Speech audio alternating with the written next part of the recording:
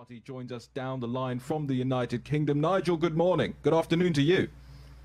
They're very well, thank you.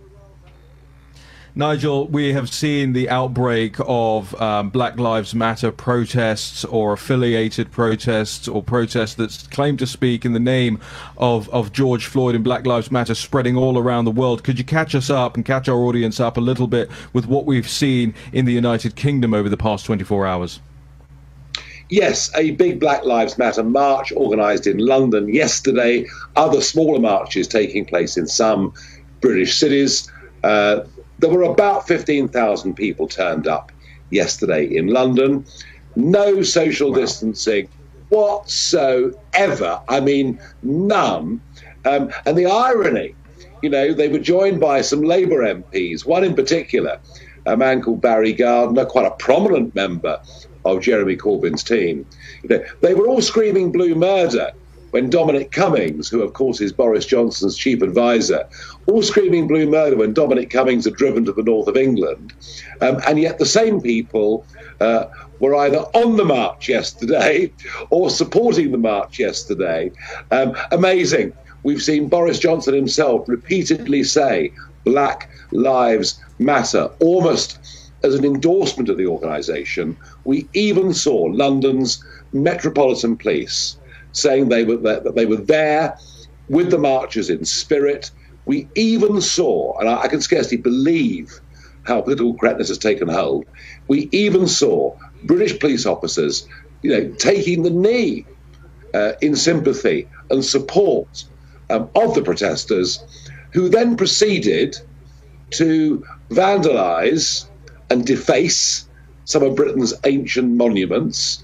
They disrespected the cenotaph, which is our national memorial to nearly 1.5 million people killed in 2 world wars. And I myself this morning was driving past Downing Street, and I saw, for example, our Ministry of Defence with BLM graffitied all over it. Now, I'm not saying that there weren't a lot of people on that march who genuinely would be concerned about inequality. But as we know, all these organisations that purport to stand for these wholesome, wonderful things are so often run by people who seem more motivated by hatred and the spreading of anarchy than anything that the title suggests.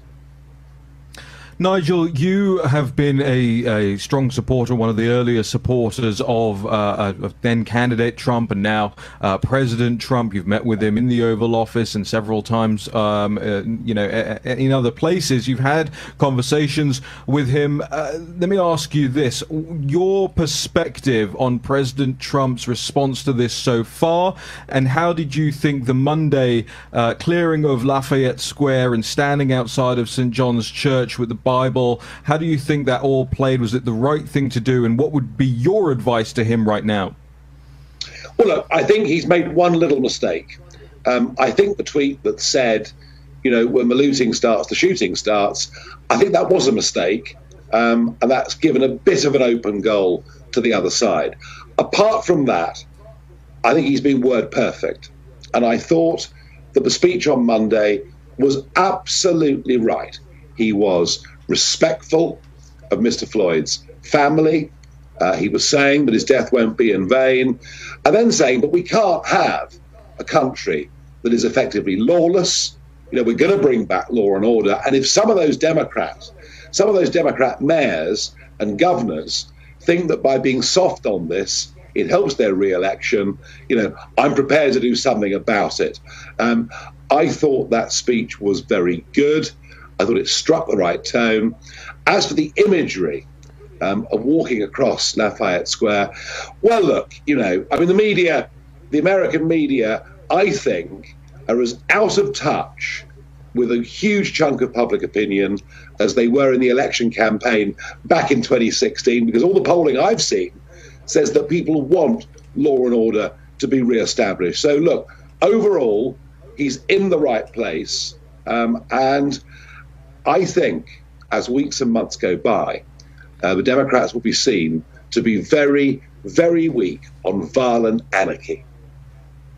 One of the, I mean, you have, and there's so many topics to cover here with you, because you have actually had many run-ins with the far illiberal, anarchistic left, and otherwise known in a broader sense as Antifa. Can you tell us a little bit about your experience with Antifa activists and what Americans should be looking out for? Because you had the acting director for CIS over here, Ken Cuccinelli, coming out yesterday and saying, "Oh, I'm not sure that Antifa has done anything internationally." It's an international organization, isn't it, Mr. Farage? It's an international organization, and Antifa and many other organizations like it, if you look back through the funding streams, you will see an organization called Open Society is always lurking there somewhere in the background, that, of course, being Soros money. Raheem, I have for many, many years been, in a sense, almost plagued by these people almost every single day of my public life. Their main activity was to try and close me down. Their main activity was to try and stop my public events, my public meetings. You know, I've always done a town hall style event. I've done it all my political career. And Antifa and others would stand outside these events wearing face masks at a time when face masks weren't fashionable, but were seen to be intimidating. And they would effectively be hugely abusive to ordinary members of the public who'd come along. Perhaps some were Nigel Farage supporters, perhaps others were open-minded, perhaps some were critics, but they were taking part in the democratic process. So I see them as being fundamentally anti-democratic. I see some of them as being violent, potentially dangerous. And I can tell you, I actually tweeted in 2017 that I thought Antifa should be listed as a terrorist organization. And I'm very pleased that President Trump takes that view too. Can I drill a little bit more into some of your experiences there? Because I know some things that the audience won't necessarily know. When you were having these public meetings, is it not the case that security on the doors for these meetings would actually have to, when going through people's bags, would find projectiles, would find knives? Can you tell us a little bit more about that? Oh, yes. I mean, we had to put in place a huge security operation around me because the threats were very, very real. I mean, for example, we had acid taken off people who were trying to get into my events. We had knives, lots of offensive weapons. And I also had, to live kind of every day surrounded by security just for being out there and making an argument about Britain's membership of the European Union. But of course, that's what the globalists very cleverly did. The globalists tried to link those of us who believe in national democracy somehow with far-right fascism and extremism. The truth is the boot is on the other foot. If anybody are the fascists in this, it is Antifa. It is people who would close down public debate. But I even, Raheem, had, and you will know this, but kind of your listeners won't, I even had these kind of people attack my whole family. I mean, so much so that, we had to the children had to run away and hide. They smashed up and wrote off the motor car that I was in. I mean, be in no doubt, as I say, there will be sincere people who will give organizations like this money and support without realizing that deep within them there is this level of aggression, violence, intimidation, and frankly, something bordering almost on hatred. You mentioned something really interesting there. The globalists were sort of taken aback by some of the old G20 protests and the Occupy protests. It seems during this one that what they're willing to do is actually sell out the concerns and considerations of genuine protesters of all colors, but I'll say specifically black people all across the world who feel like there is an iniquity and a lack of equality in their communities, whether it's policing or any other thing. They're willing to sell those legitimate grievances out to seemingly support, or at least give succor to in some way, some of these Antifa protests, smashing up things, looting things, rioting, the targeting that we've seen of policemen in this country, several being shot and run over across the country in the past couple of days. And now you have General Jim Mattis coming out and attacking the president. Do you see that the globalists, having been attacked by the progressive and liberal left before themselves, are now trying to co-opt this in their favor? Yes, of course they are. You know, nationalism to them equates with violence, creates with a new form of 1930s type fascism. That's the narrative they're trying to push. Look, none of us are arguing that what happened to George Floyd can be condoned in any way at all. We do not.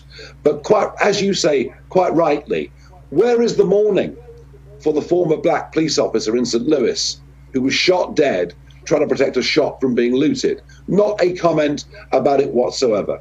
And what happens is we get the liberal mainstream media get behind these protests and effectively accuse anybody that dares challenge their methods or what they do, effectively accuses them of being in support of racism, violence, and indeed virtually the death of George Floyd.